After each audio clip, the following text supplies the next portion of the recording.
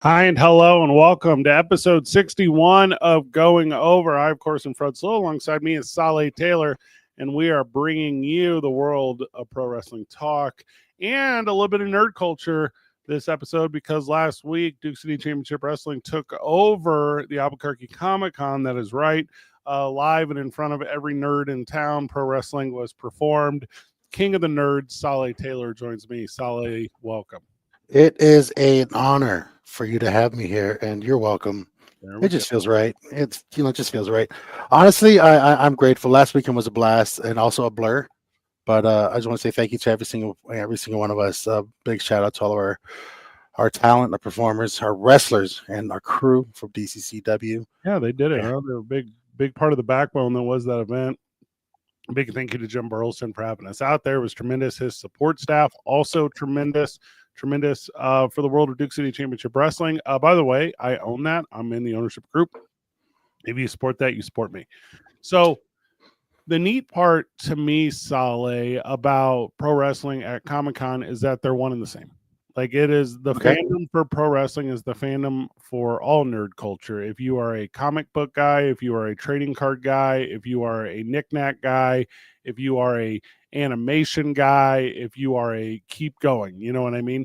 Like you also are the type of fan that enjoys the pro wrestling, and it was an introduction of that program to that audience. You were there all weekend. What was the feedback, my friend, on pro wrestling penetrating your nerd environment? There was a lot of FOMO, man. A lot of people were surprised about it, but they were excited that like we had a presence there, and the continued presence we had actually throughout the whole weekend. Also, big shout out to Brian Idol and Oh, he's Natalia wild. Markova, man, and Mr. Happy. You know, we are at opposite ends, but Mr. Happy showed up and took care of business on Thunder as well. Jeff the ref, Yeah. These you know, guys are tremendous, just on the spot all weekend as far as being a part as support of the con itself. yeah.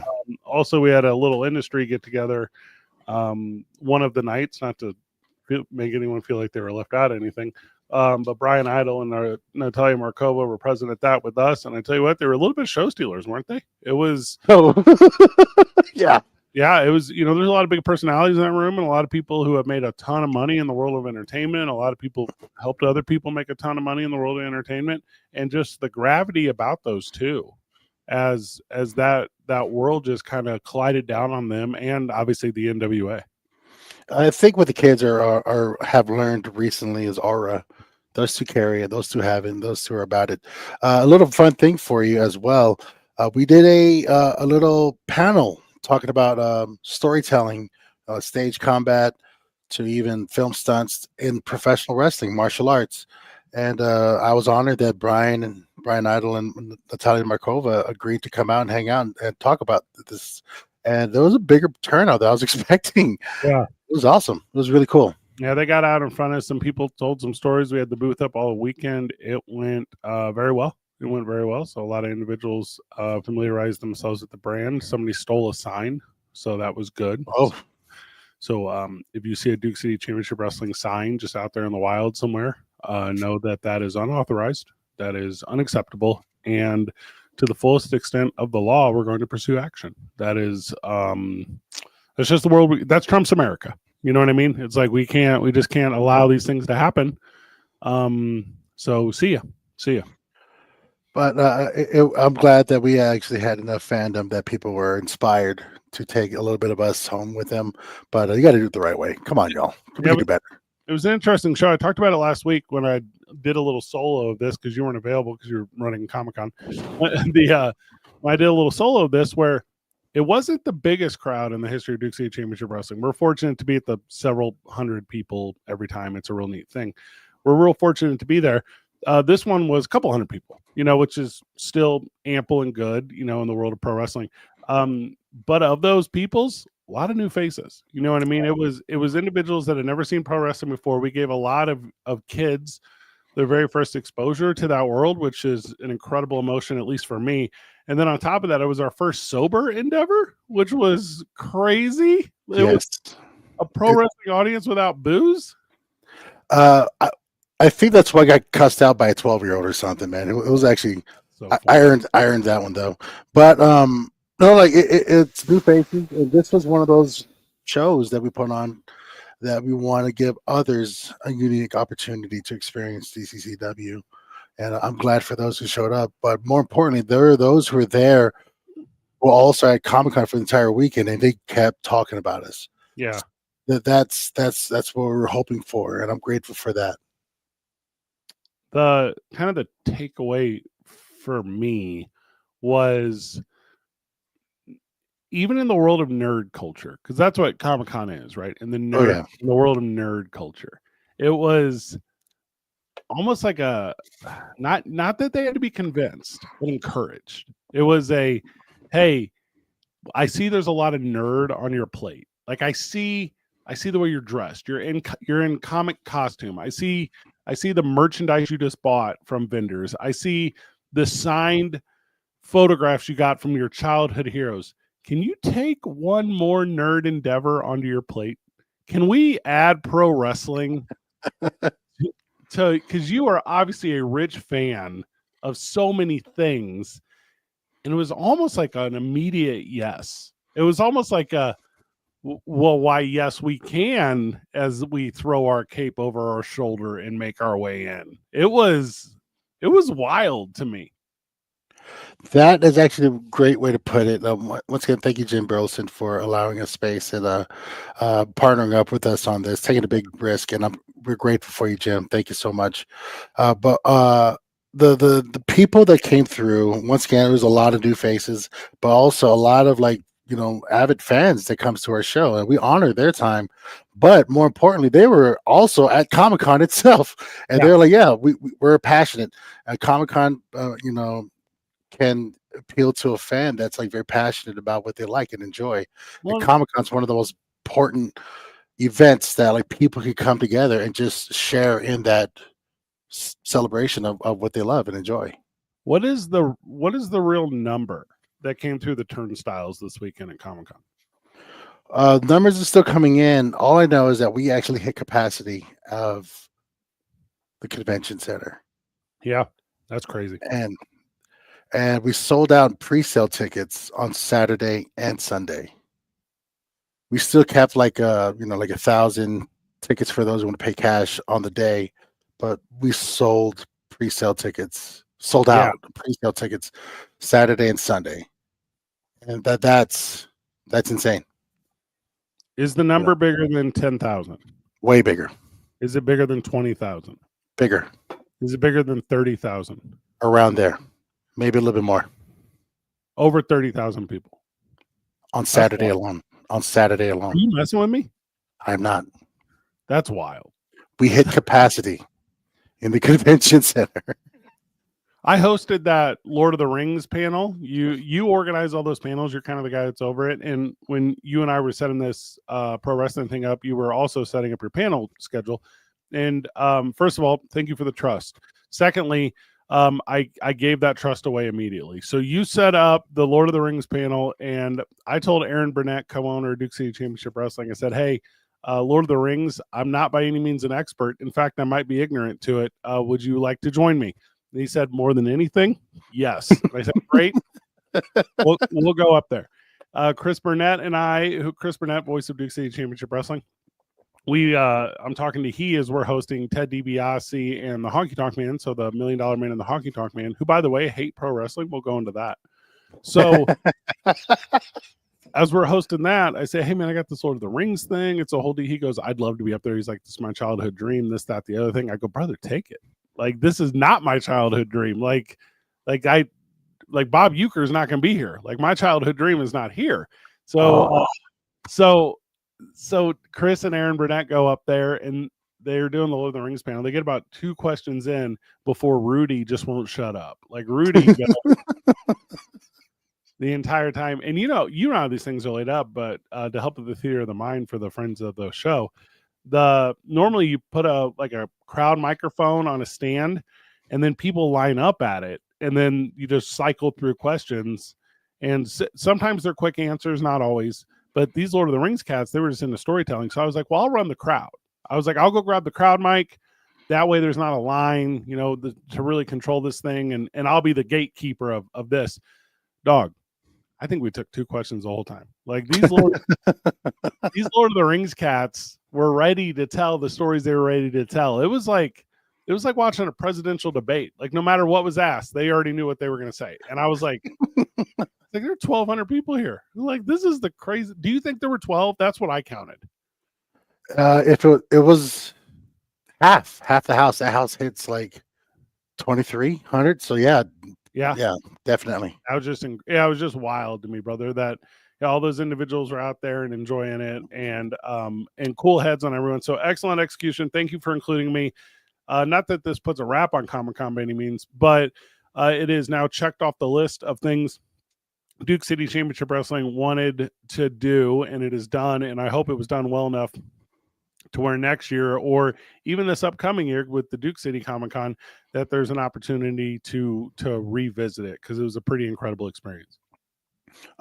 It was a great first, and hopefully, God willing, it'll be a first of many. That was fun, and I can't tell you enough how many people were talking about it after, especially those who couldn't make it free and realizing it was like, yeah, man, this happened. You missed it. That's how we kicked it off, and like it was a great way to start off the weekend. It was very strong. In the world of Duke City Championship Wrestling, Mr. Happy falls victim to contract legalese. He loses his title to Brian Idol. The NWA, not officially here, but their presence is here, is no longer the Route 66 title, is occupied by Duke City Championship Wrestler. It's occupied by Brian Idol, the NWA. He has taken it. It is no longer in the state. It is no longer on Route 66.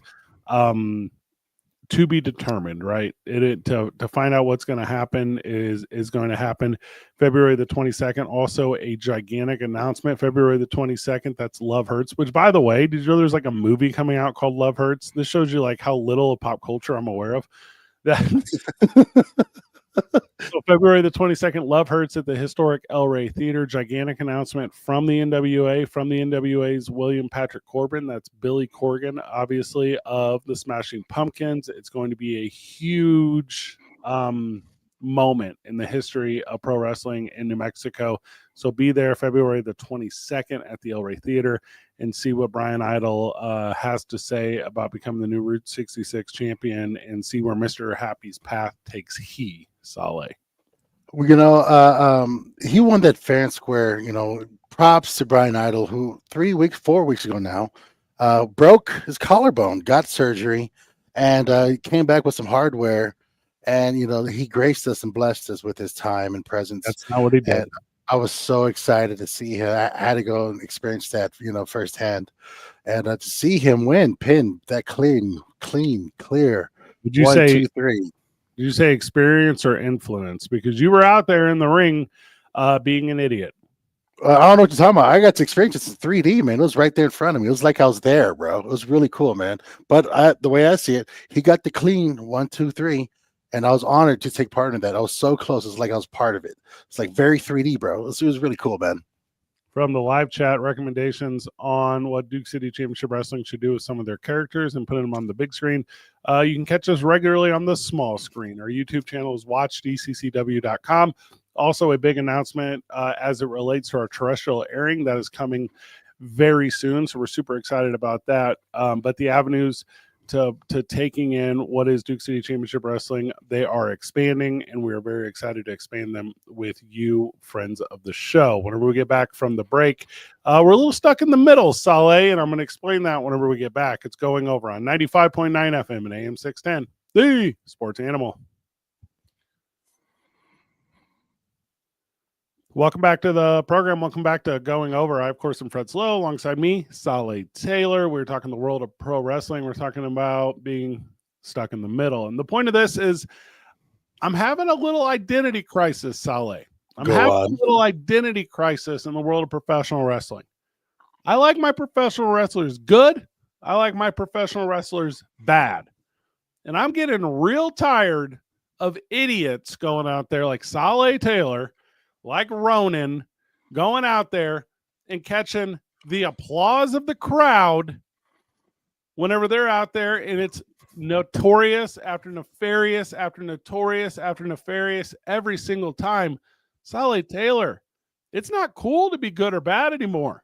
It's cool to be right in the middle, my man. And I tell you what, some of these characters, not just at our promotion, but at promotions around the country and the biggest ones, there's a large part of the audience that likes the performer and not necessarily the character. It is a crazy time in the world of pro wrestling.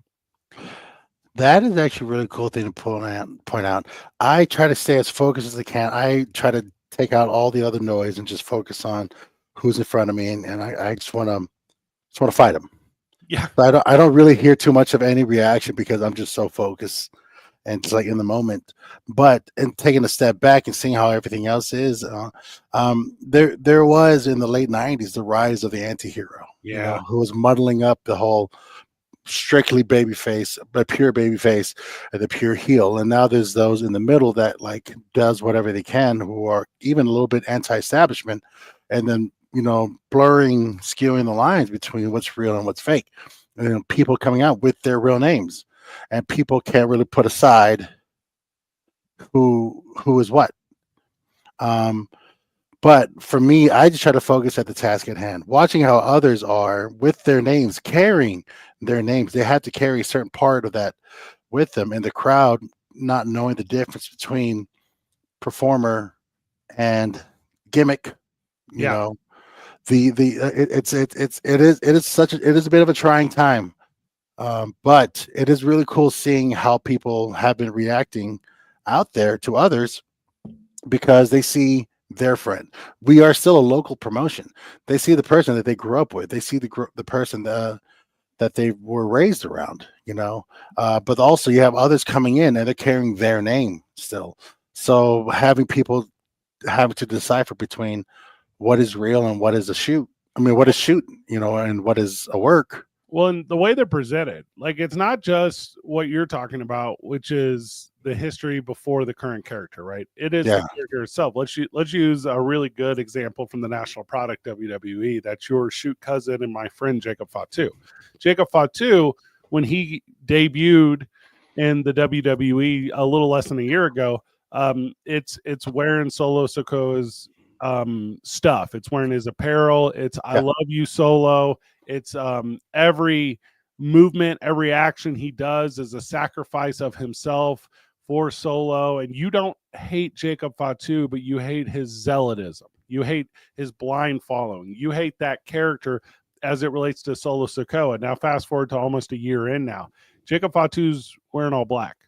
Jacob Fatu isn't making those exaggerations the way he did when he first arrived. Jacob Fatu's I love you, Solo is no longer to Solo Sikoa, it's to the crowd. Jacob Fatu's character is being built away from Solo Sikoa in a way to where the crowd now is recognizing he's a bad guy and recognizing he's on the bad side and recognizing he's doing bad things, but he's no longer that bad character that started. He's now like a standalone character in that bad place. And it's such a complexity of like storytelling, right? It's such a complexity of characters. And I think you can give, Kevin Owens is a good example. I think you can give examples of all these guys that are regularly presented in the coolest way at being bad. And it's wild to me how smart of a character arc it is in the game. And then on top of it, I mean, Jacob Fatu does the coolest moves. He does the coolest moves. His flip is way cooler than Cody Rhodes' cutter. Like, he just does the coolest moves. Like, how do you not cheer for that guy? By the way, shout out to Brian Addo. He also does the pop-up moonsault. Brilliant. They both look good at it doing it. Oh, super good. You're right. You present it as a bad guy or a heel, but your move sets are just too good to ignore. Yeah. But also when the person or the charisma, or as the kids call it, the aura, goes beyond, what's presented, and people are just reacting to the person. That is a trying thing to keep track of. People are just enjoying it, and also people are enjoying the product again. Whether it's for us or even like the current NWA champ Latimer, like the dude just throws on a show, and no matter what happens, you have to stand up and applaud the work. Well, when you have to, because there's the exact opposite, right? And that's the next part. It's Hulk Hogan. Hulk Hogan can be put in a position to be cheered as greatly as anyone out there.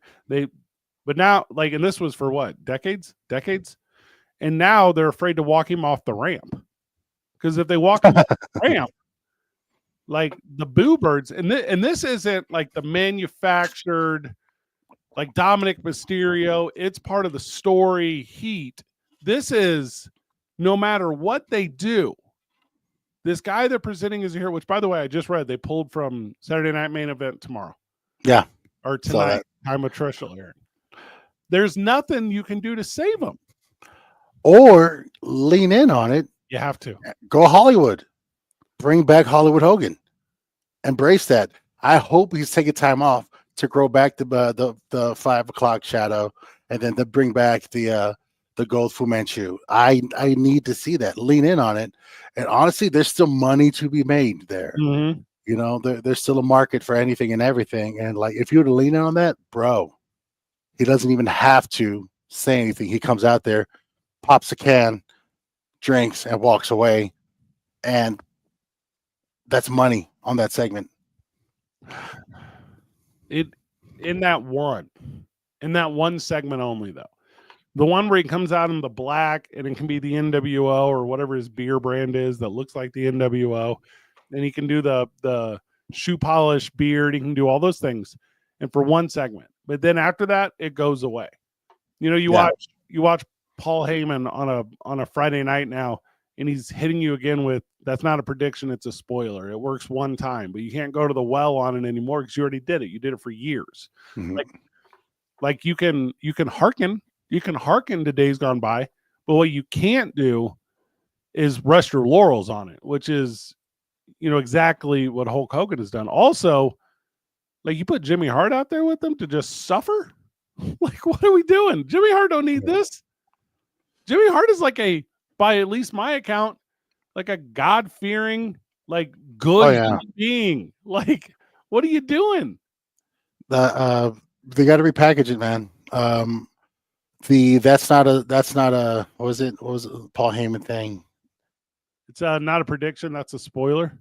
Like, that would have been a great shirt for a limited run. The Hulk Hogan angle, this would have been a great limited run, like a 1 month. Mm-hmm. Let it go. You know, like, enjoy the heat and then leave it. There's so many angles on this, but like that's the whole people not telling the difference between the person and the gimmick. Just like how, for example, Jaden Money Monroe and Ricky the Renegade Rebel. Two guys that I understand their story. They just want to go out. Jaden wants to make money. Jaden wants to work. Ricky wants to just fight everyone. I love that.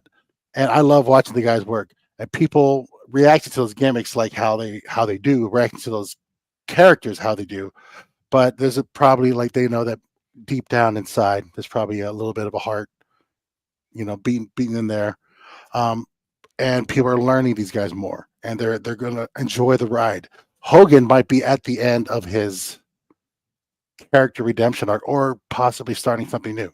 Well, he's been at the end of it for years. You know, it's like he ain't the guy, you know. And then, you know, that last thought is stuck in the middle is wrestling fan, right? Like, they put these individuals in them. They put these individuals in these spots. Here's the problem. Here's the issue. They do it with promotions. And now these promotions, and I believe for a long time it was called the Forbidden Door. This is not a term I created, and I'm not even sure if I'm using it correctly. WWE and TNA announced a partnership 2 weeks ago. Duke City Championship Wrestling has a big announcement coming up. Like, you no longer as a fan can say one thing is the ultimate good, one thing is the ultimate evil. Because at the Royal Rumble next weekend, you will see TNA wrestlers at the Royal Rumble next weekend, because it's a 5-year agreement. Yeah.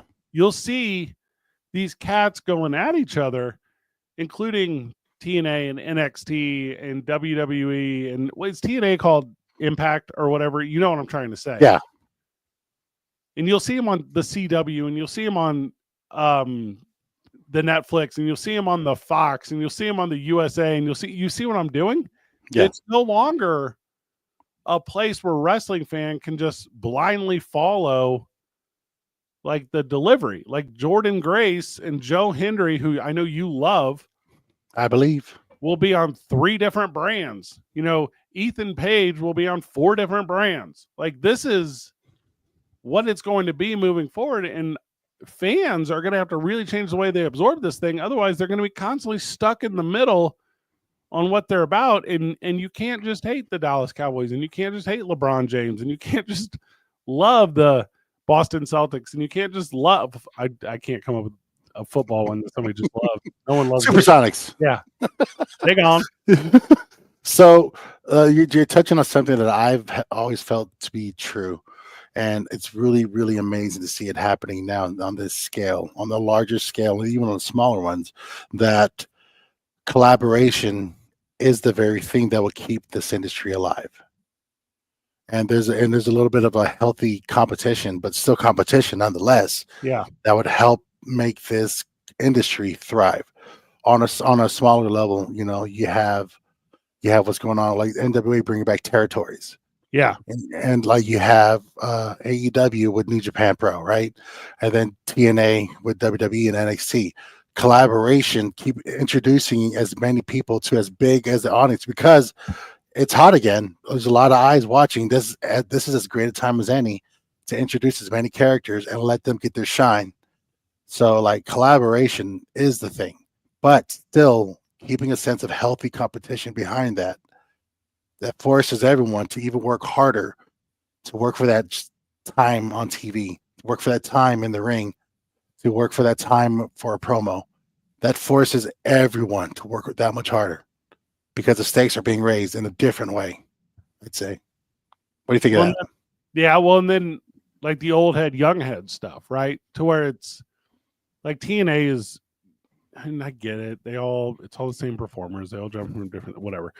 But WWE compared to TNA, that's like the old head one, right? That's everyone there is the young. Everyone there like should be the leader in this thing, and it should be like a constant growth, right? We've been around the industry for a while. You much longer than me. You get these dudes or dudettes, dukes or duchesses, you get either, and they're at the very top. And they've been there for some point in their career. And also define very top, like that's super interpretive, but I'm like, as they define it by their success arc, right? And you're now on the bottom. You're now ascending down. You know, you're not always the quote unquote main event. You're not always the quote unquote draw. You're in a position to help others. And like WWE's bringing back Nikki Bella. If Nikki Bella comes back, Nikki Bella, she don't go to the top of the women's division, but you give her someone to help rise, right? You give her Candice LeRae. You give her someone to whenever you leave, like your impact is still there. You see this a lot in coaching. You see this a lot in like other sports where WWE has to do that with TNA. At the end of 5 years with TNA, you don't want it to just be WWE took your best performers and then lost them in the mid or low card. You want all of this tide raised all of these ships in not a majority of the ships are in the TNA, they're in the WWE, but the ones that are there, they rose too, you know, and then if that TNA title is being defended on WWE programming, then it means something. It's not just they're going to show up and lose it. We saw this a couple of years ago with Cody Rhodes and Nick Aldis doing NWA stuff, where you knew there was no way Cody Rhodes was going to lose. You knew there was no way. Like, and you have to build like the validity of this thing all the way up. And that's the part where, again, I'm talking about being stuck in the middle. That's the part where you have to introduce what you're describing, which is these individuals who are being received by the crowd the way that the crowd receives them now, because it's not the 90s anymore. It's not the early 2000s. It's not the ignored 2010s, which is crazy. It's crazy how wrestling fan got away. And then as soon as it got exciting again, they came back in droves, and there's more than ever now. But they absorb content different. And then how do those young heads, this is a point I haven't really thought through, so you have to bear with me on this one. How do these young heads introduce these old heads? Hey, this is how consumers work now. Like, this is how the product needs to go across now. This is how it's interpreted now. You know, the John Cena yelling at the Miz, you hit like a girl stuff doesn't go over anymore. It did. It did for a long time. But who's going to tell John Cena that that's not the business anymore? He knows. He knows. But you get the point. Like it's like a perfect blend. It's all in the middle, my man. Pro wrestling is not the extremes that I want it to be. It's not super white meat baby faces. It's not only bad guys wear black. All the good guys want to wear black now. Like, no. Yeah. Stop. Yeah. Black is cool, man. Here from the live chat. Bill Goldberg. He wore black the whole time. Well, yeah. Yeah. No. That's the packaging of the anti-hero. Somebody comes in, doesn't have to cut a promo, wreak havoc, and leave. People enjoy that.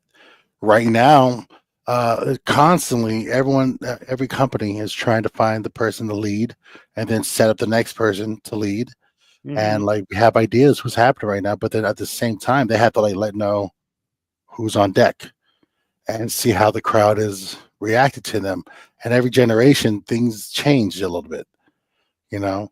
So we got to see if the industry can adapt to that. Hopefully, it is.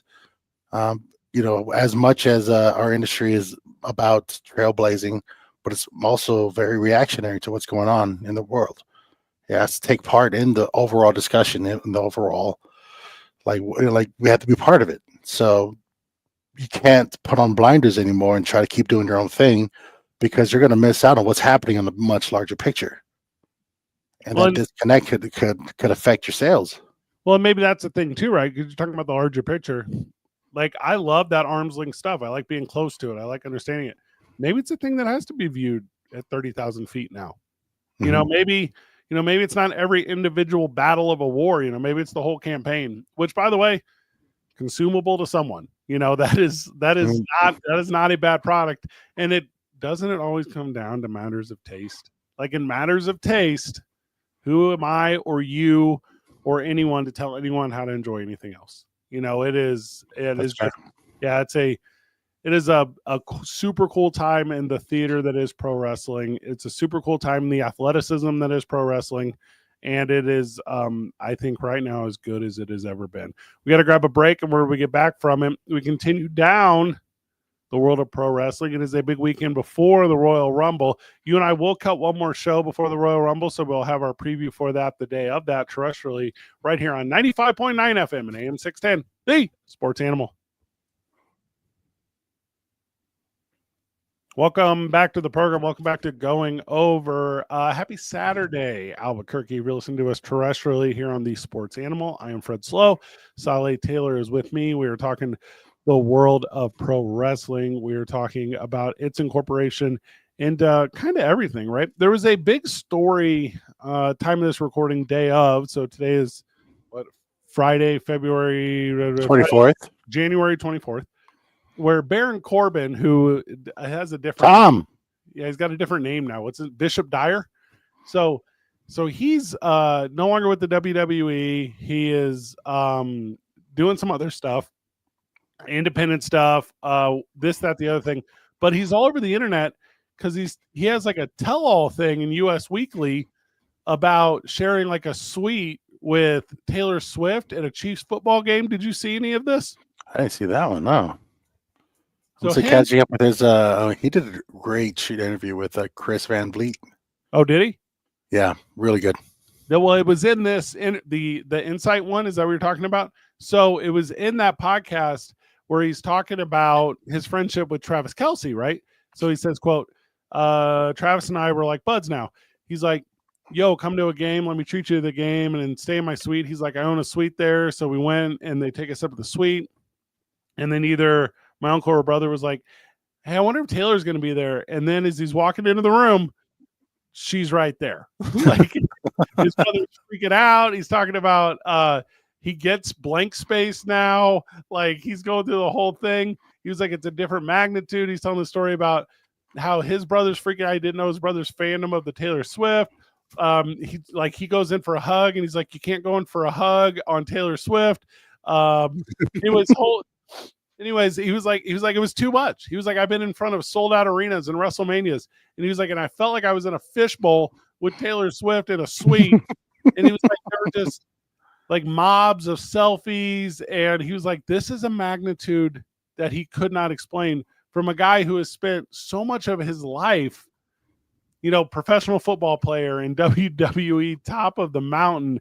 Like he's been there, and he's like, no, not compared to Taylor. And these are the stories, and pro wrestlers know how to tell them, that like pop culture want, right? These are the stories that tie it all together. That is actually really cool. But yeah, there's different levels of fame, but also different markets of fame. Like right now, I'm probably a Border KA7, but in Seattle, I'm probably a Seattle 5. Okay. So different levels of it, your boy's humble. Very. But like different levels of fame, though. Like you are terrestrially.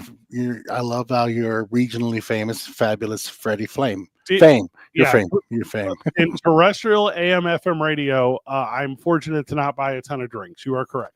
One of the coolest things, though, I was like introducing you to a friend, and like, I listened to the show, and he's like, "You got to pop." And I've been trying to. I call in, like excited to talk about the 2-man on stuff, and like he like that. I love seeing that. And then, but then you meet, you're standing in the same room where, Bernie from Uncle Weekend at Bernie's is like sitting in that, and he's got women and like kids and like all these people just trying to talk to him. Terry Kaiser, like there are different levels of that. So Baron Corbin's talking about, yeah, I've been there, I've seen it, I've experienced it, but nothing like that. No, I mean, it's a different level of thing, right? And that's like the world of like sports is only entertainment now. Mm-hmm. From the live chat, the kids call it aura. That's the word you were trying to come up with earlier. If you hit it, I missed it. But that's because everything is pro wrestling now. Like the NFL is pro wrestling now.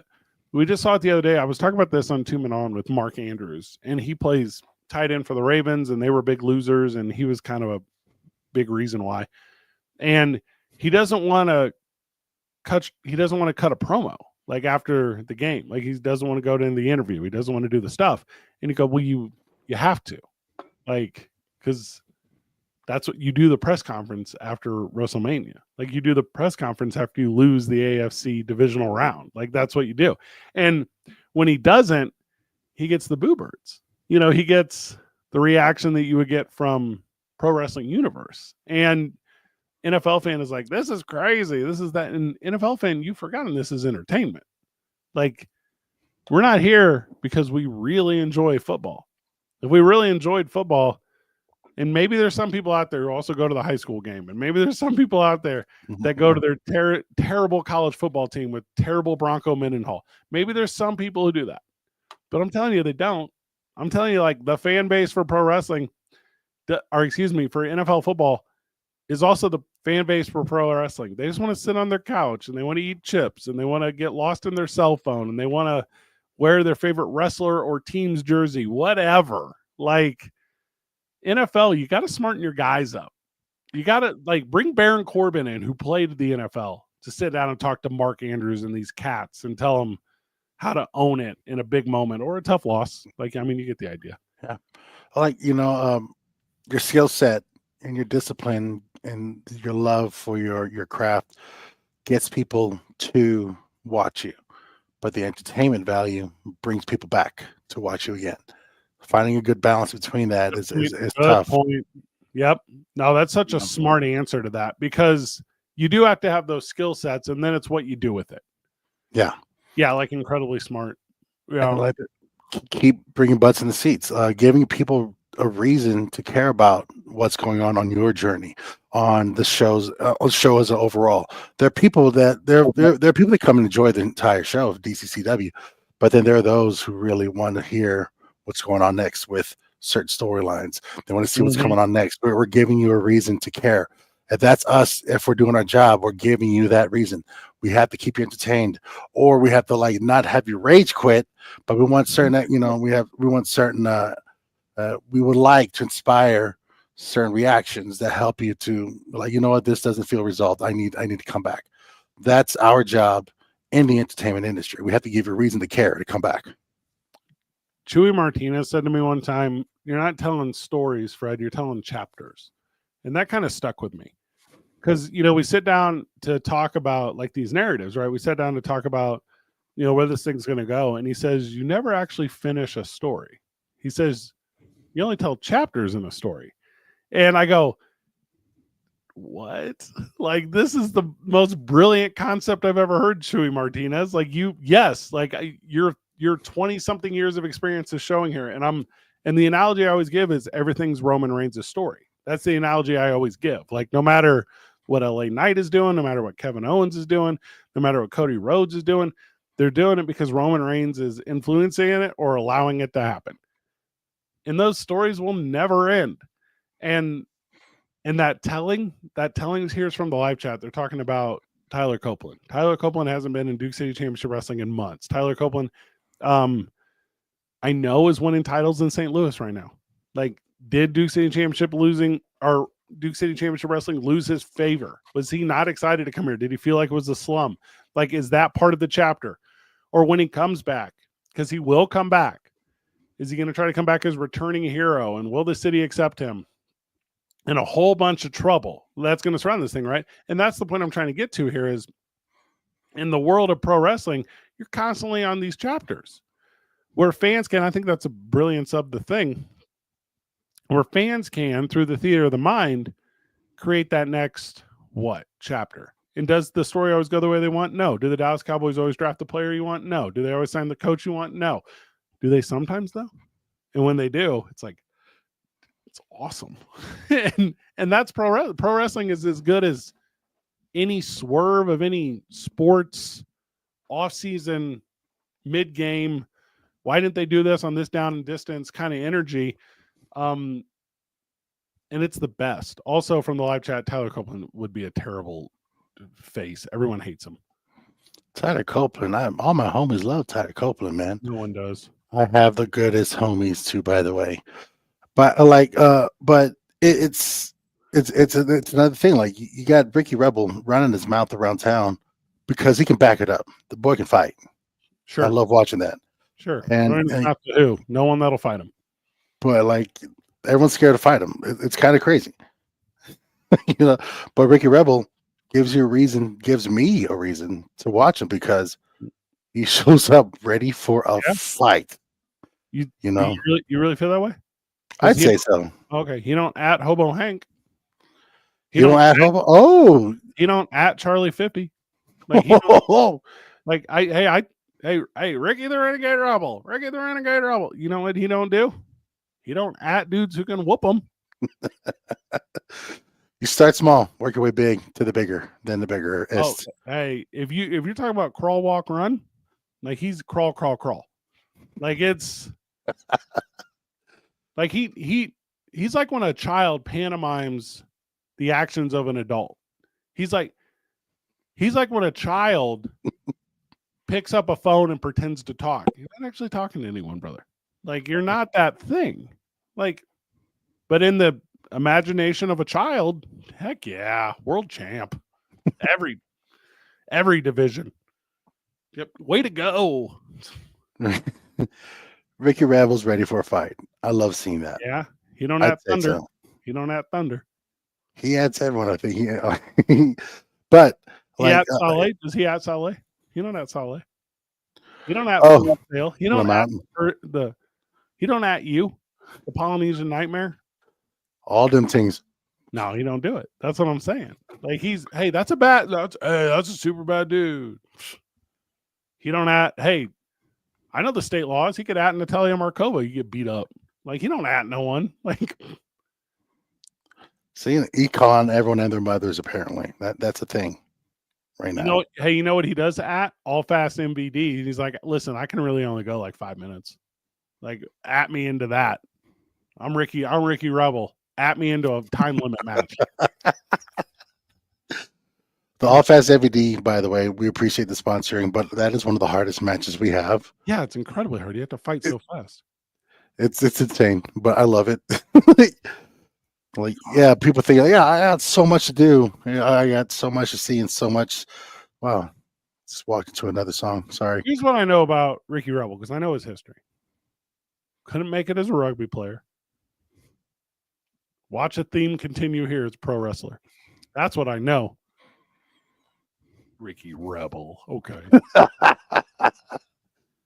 But also, I'm Ricky the Renegade Rebel. Woohoo! That's what I would, like Mario breaking a brick.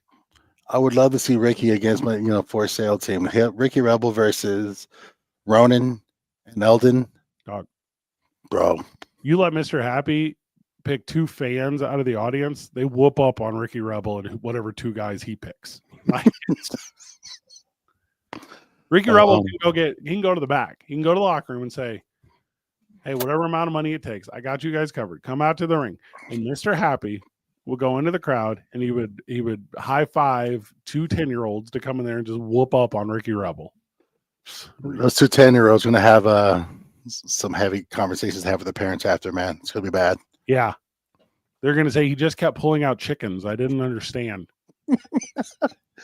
From where? Because we're on AM, there's like a punchline here I can't use. Yeah. There's a good one. Heck of a broadcast today. It's fun talking the world of pro wrestling with you. Okay, here we go. Downtime in the Ring, which is a very good pro wrestling outlet, has just challenged in the live chat Ricky Rebel to a trivia match. Ooh. Yeah.